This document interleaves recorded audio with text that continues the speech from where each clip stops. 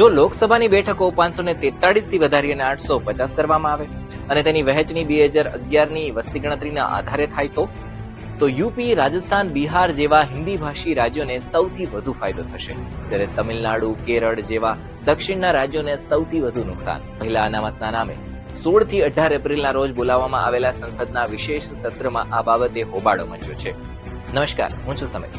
શું મહિલા અનામતનો આશરો લઈ અને ભાજપ પોતાના હિન્દી બેલ્ટવાળા રાજ્યોમાં બેઠકો વધારી લેવાની છે?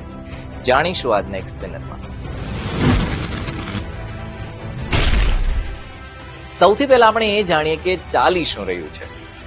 વાત જાણે એમ છે કે મોદી સરકારે સપ્ટેમ્બર 2023માં નારી શક્તિ વંદના અધિનિયમ બનાવ્યો, જેમાં લોકસભા અને વિધાનસભામાં મહિલાઓ માટે 33% અનામતની જોગવાઈ હતી, પરંતુ તે લાગુ ન થઈ શક્યું. પણ કેમ? કારણ કે કાયદામાં શરત હતી કે મહિલા અનામત નવી વસ્તી ગણતરી અને સીમાંકન પછી જ લાગુ થશે, જ્યારે નવી વસ્તી ગણતરી તો હમણાં જ શરૂ થઈ છે. એવામાં મહિલા અનામત 2034ની ચૂંટણી સુધી ટાળી શકાતું હતું, પણ મોદી સરકાર તેને 2029ની ચૂંટણીમાં જ લાગુ કરવા માંગે છે. આ અનામતને શક્ય બનાવવા માટે સંસદના 16 થી 18 એપ્રિલના વિશેષ સત્રમાં 3 વિધેયક લાવવામાં આવ્યા, જેના દ્વારા સરકાર 3 મોટા કામ કરવા માંગે છે. લોકસભાની મહત્તમ બેઠકો 543 થી વધારીને 850 કરવી, રાજ્યો માટે 815 અને કેન્દ્ર શાસિત પ્રદેશો માટે 35. એક ઇલાસ્ટિક ફોર્મ્યુલા લાવવી કે જેનાથી સંસદમાં સામાન્ય બહુમતીથી નક્કી કરી શકાય કે સીમાંકનમાં કઈ વસ્તી ગણતરીનો ઉપયોગ થઈ શકે. હાલમાં બેઠકો 1971ની વસ્તી ગણતરી પર નક્કી થાય છે.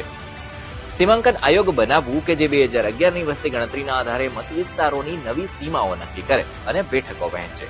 અને વિવાદનું મૂળ એ જ છે કે લોકસભાની 850 બેઠકોમાંથી કયા રાજ્યને કેટલી બેઠકો મળશે. ગૃહમંત્રી અમિત શાહે ફેબ્રુઆરી 2025માં કહ્યું હતું કે દક્ષિણના રાજ્યોની એક પણ બેઠક પ્રમાણસર આધારે ઘટશે નહીં, જેનો અર્થ એ હતો કે હાલની 543 બેઠકોની લોકસભામાં તમિલનાડુની પાસે 39 બેઠકો એટલે કે 7.18%